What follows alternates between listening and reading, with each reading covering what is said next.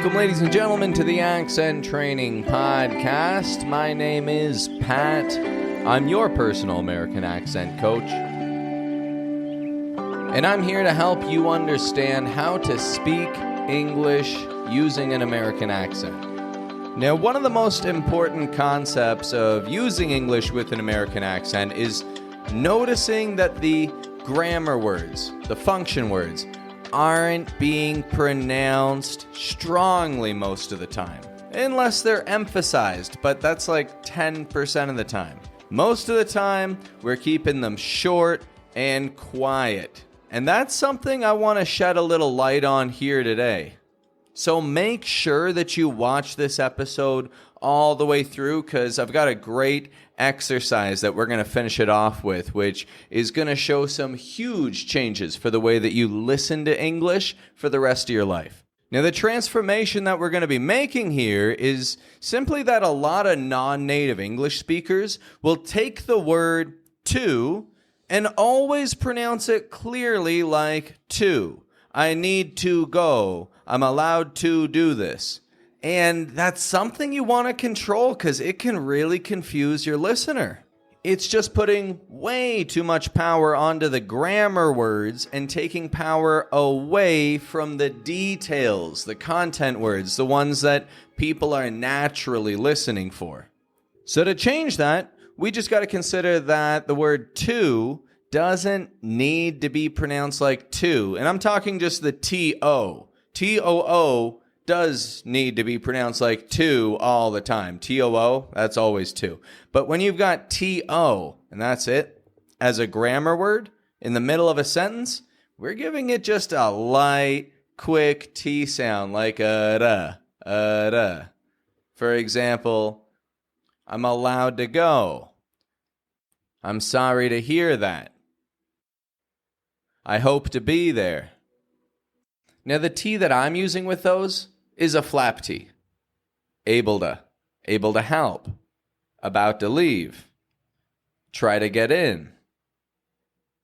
And I'm using the flap T because the lighter the T, the better. And the flap T is the lightest, quickest T sound.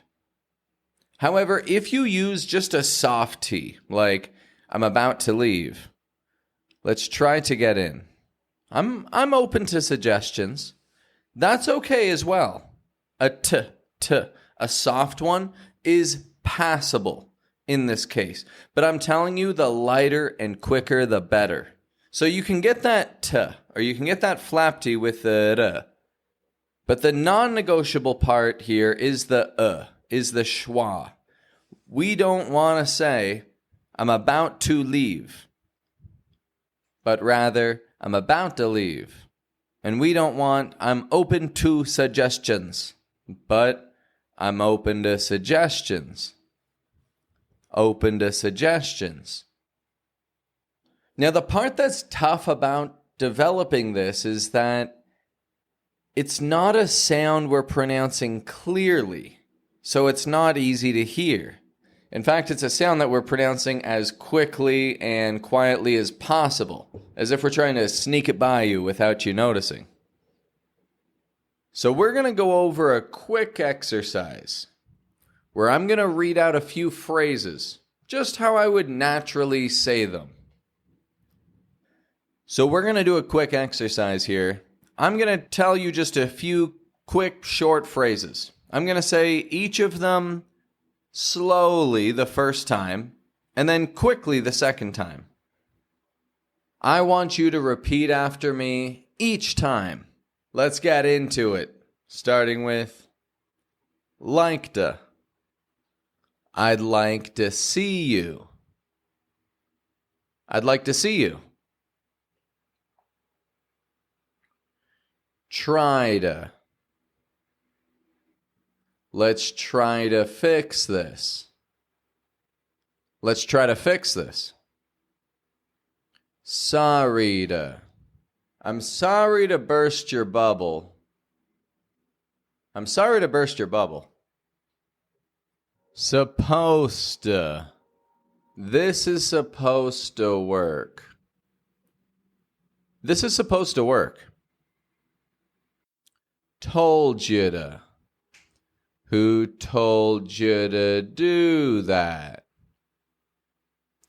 Who told you to do that? Able to. Are you able to make it? Are you able to make it? Ready to. I'm ready to try again. I'm ready to try again. Difficult to. It's difficult to tell if this'll work. It's difficult to tell if this'll work.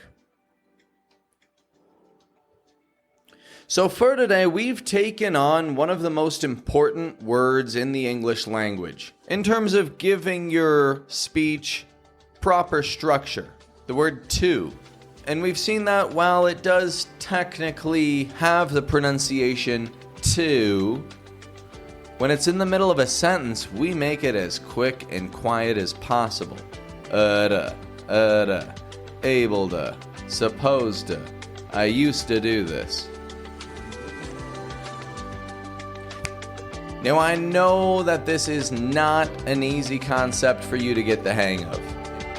And so for that reason, our following 2 episodes are also going to be covering the word to, how we want to be reducing it, and how you can put this into some common idioms to be using the words that Americans are using with the patterns and the sounds that they're using. So make sure that you're following the Accent Training Podcast so that you don't miss a second of that, my friend. Have a good one.